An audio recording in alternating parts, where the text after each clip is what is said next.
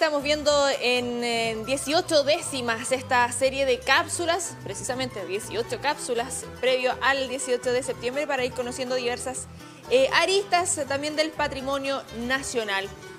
Patrimonio nacional, patrimonio local, lo importante también en este contexto de los 120 años del Museo de Historia Natural de Concepción, cómo mantienen vigente también la historia, la cultura y todo lo que muchas veces nos vamos olvidando. Para eso queremos conocer precisamente la historia del museo. Nos acompaña Eduardo Becker, antropólogo, curador de colecciones arqueológicas e históricas y coordinador de curadores del Museo de Historia Natural de Concepción. Eduardo, un gusto que nos acompañes nuevamente acá en la Comunidad Canterina. Gracias, Constanza. Hola nuevamente.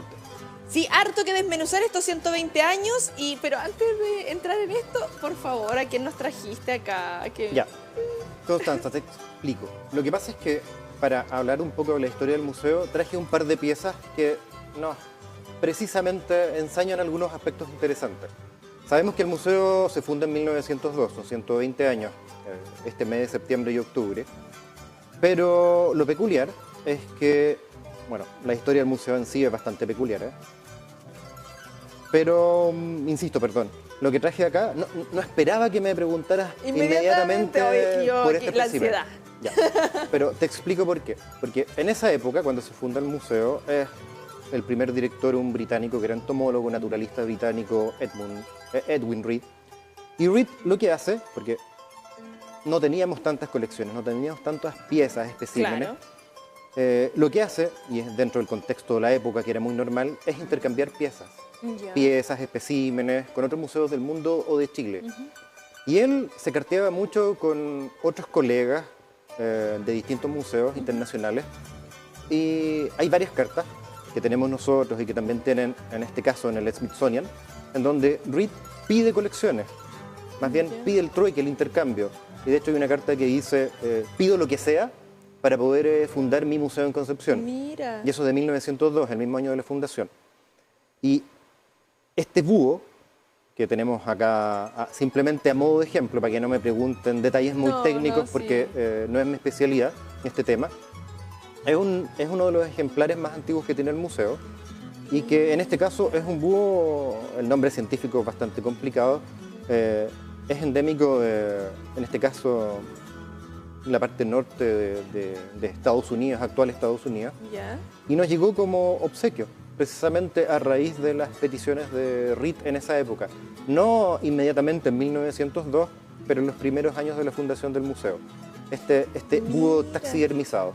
Mira, impresionante también eso, porque pensé que a lo mejor era como de las piezas un poquito más nuevas, porque estamos hablando de 100. No. O sea, no todas se conservan tan bien como esta, ya tiene más de 100 años, ha envejecido bastante bien.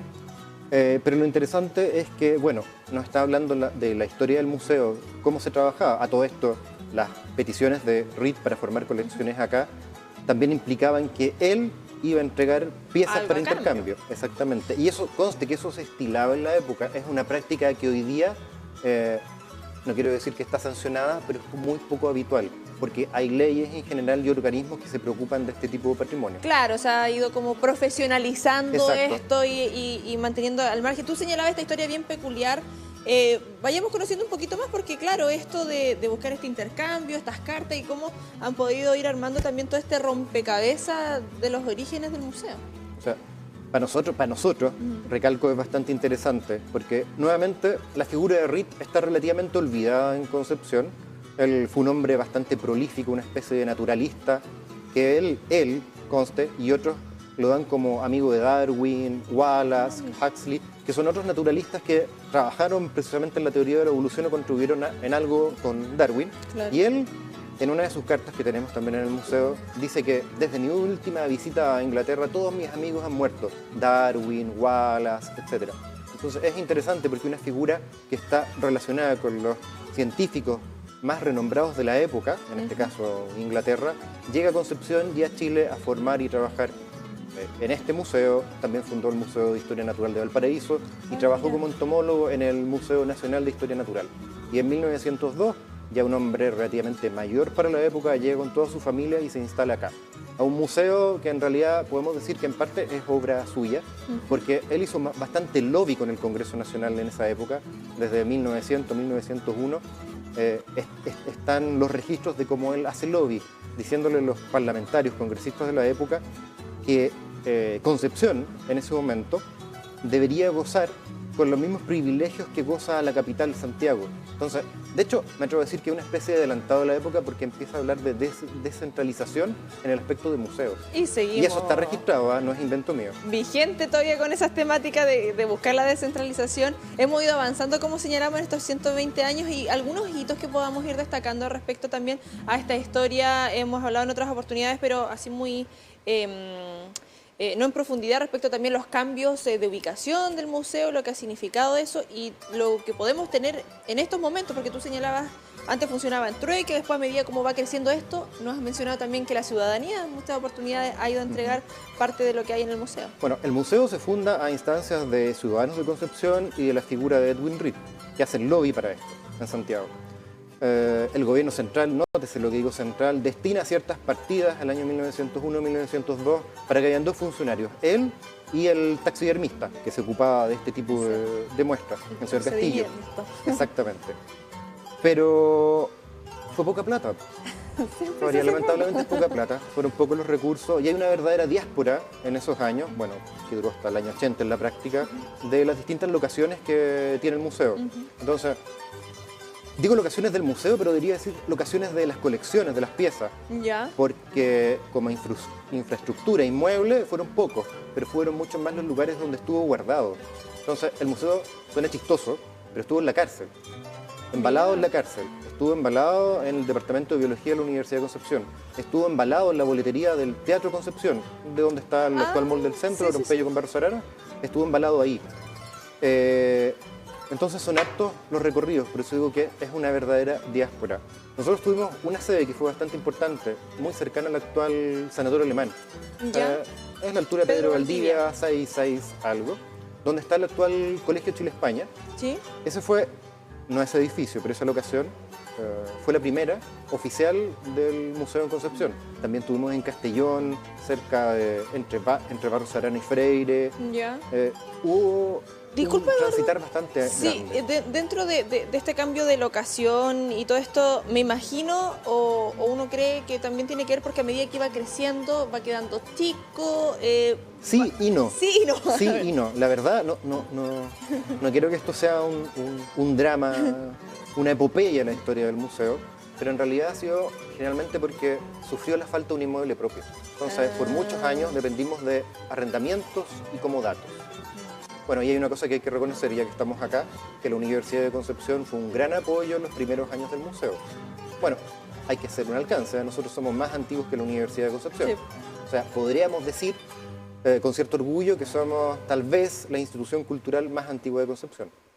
Importante, bueno, y por eso también se agradece la disposición que han tenido desde el museo de acompañarnos en este ciclo, donde hemos ido conociendo diversas partes y en este momento también dedicarlo precisamente a esta historia.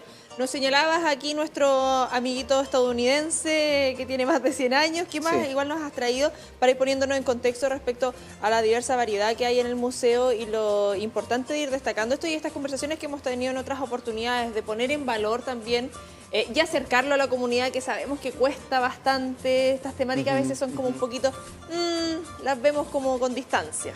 Mira, hay otra pieza que es relativamente emblemática e importante que hemos traído en esta oportunidad, porque nosotros estamos ubicados en lo que coloquialmente se conoce como la Plaza Jurásica o de los Dinosaurios, pero el nombre oficial es Plaza Luis Acevedo. Casi todos nos olvidamos de eso. Cuando se fundó Acevedo, la plaza, con suerte no acordamos, pero exactamente, Luis Acevedo, Luis Acevedo. ¿Pero por qué? Porque Luis Acevedo fue un deportista primero chileno y también fue uno de los primeros aviadores en el país. Y lo que le ocurrió a Acevedo es bastante dramático, porque en un intento de cruzar el Biobío desde San Pedro y llegar a Santiago, en un avión monoplaza muy pequeñito, muy liviano, de 300 y tantos kilos, lo que quería hacer era unir Santiago a Concepción, pero lamentablemente sufre un accidente al cruzar el Biobío, el avión cae y él muere. Entonces la muerte de Luis Acevedo tal vez ha pasado no es muy notoria en la historia nacional y tal vez a nosotros los penquistas se nos olvida porque fue un hito en su momento. Y hubo funerales de Estado. El cuerpo es rescatado, es trasladado a Santiago en ferrocarril. Hay un cortejo fúnebre a manera de gran dignatario. Funerales de Estado, repito. Y los únicos restos materiales que quedan es esta hélice, que quedan en la actualidad. El avión se destrozó. No sé exactamente qué pasó con el resto del avión, pero la hélice, tal vez uno de los elementos más importantes y simbólicos de este monoplaza, Blériot 11, un avión francés traído a Chile, está en el museo. Y de hecho, es simbólico, doblemente simbólico, porque es una figura de la aviación chilena, y segundo, porque estamos en la Plaza Acevedo actualmente. Claro. Oye, sí, impresionante. Claro, ¿sabes que yo no me había cuestionado? Como que llegaron con las cosas y como que las miré, no me cuestioné que era así, como que ¿qué es? me voy a dejar sorprender. Es que de repente uno no le prestas atención, porque uno podría pensar que es un pedazo de madera. Sí, ¿de acuerdo? Pero esto es madera, sí, po. Sí, es madera, Sí. son bloques de madera que están unidos. Es parte del avión francés, el Blériot 11. Y bueno, obviamente le faltan ciertas partes. Tenemos el barril central, Claro. pero faltan parte de las hélices que están incompletas. Están incompletas por dos motivos. Uno, por el accidente, por el impacto. Fuego, me imagino que se genera, ¿no? Dicen que se generó una explosión, pero no tengo certeza al respecto. De hecho, están las fotografías del cadáver de Acevedo, que están publicadas en la revista Zig-Zag, por ejemplo, del año 1913. Y está intacto el hombre, por si acaso. No quería ser tan macabro, no quería ser tan tétrico, pero hay otro elemento que podemos destacar acá. Ya, tenemos la hélice, que es el trozo material del avión que quedó, pero en segundo lugar, a ti te podría llamar, o a la gente le podría llamar la atención, que tiene pequeños orificios. Sí. Tiene muy destacado en algunas partes estos pequeños orificios. ¿Termitas? Parecido. Es un tipo de escarabajo. ¿Ya? Que las larvas comen la madera. Y hay varias especies, pero el más frecuente en Chile es el Anobium puntatum. Y que lo que hace es ir carcomiendo la madera de a poco. Son las fecas de las que se van alimentando las larvas, las que van deteriorándolo. Sí, lo he visto. Hay algunas Y es común, a todo esto sí. es común, como consejo para la gente en sus casas, es muy común tenerlos en las maderas, especialmente eucalipto, o las maderas que son más blandas. Sí, como que he visto esto en algunas cosas antiguas. Conste, esto no nos pasó a nosotros. Venía... No, sí, esto nos llegó así cuando venía de fábrica. Sí, esto ocurrió, porque hay que pensar que esto ocurre en el año 13, y esto llega un par de años después al museo. Sí, pues y esto fue, me imagino, una donación. Sí, una donación. Y acá... Lo que pasa es que acá hay una pequeña placa. Sí. Permiso. Adelante, nomás. Se puede sacar, lo tenemos. Acá. Es una pequeña placa conmemorativa que le habían añadido a la hélice, al barril de la hélice. Sí, que estamos, ahí de fondo tenemos unas imágenes que está ahí. Ese es un croquis, precisamente, de los restos de la hélice. Ahí lo estamos viendo en pantalla. Y bueno, esto es simbólico. Milton Estuardo, ahí de que es dibujante de Penco. Sí, lo hemos entrevistado un par de veces. Mira, que le mandamos un saludo también. Bonito ahí el dibujo también para ponernos en contexto con esta placa. 1913 llega un par de años luego ahí al museo. Claro, en este recorrido por la historia, estos 120 años y también lo que estamos pasando en estos momentos en este retorno a la presencialidad, lo hablamos la semana pasada también respecto a todas estas actividades que hacen muchas veces con los colegios, con quienes asisten, lo que significa estos 120 años en medio de pandemia, en medio de estallido social, diversos hitos importantes que también va tomando otro sentido esta vuelta a las actividades y el retorno del público. Sí, mira, afortunadamente los 120 años se van a conmemorar con cierta normalidad. Hubiera sido mucho más complicado si lo hubiéramos conmemorado el año pasado, con pandemia o con otro tipo de crisis. Bueno, nos alegra eso. El museo ha preparado bastantes actividades para empezar a conmemorar los 120 años. Vamos a hacer una cuestión que no hacemos generalmente. Casi siempre lo que hacemos es celebramos la fecha en particular, pero ahora va a ser más bien un proceso. Entonces, el proceso parte ahora, en el mes de septiembre, y probablemente termine a mediados del próximo año. O sea, vamos como se dice coloquialmente, a sacarle el jugo a la fecha, porque es una fecha importante y 120 años. Por la ventana. Casi. Porque no se cumplen 120 años todos los días. o todos los años, es una fecha simbólica. ¿Qué te puedo decir sobre eso?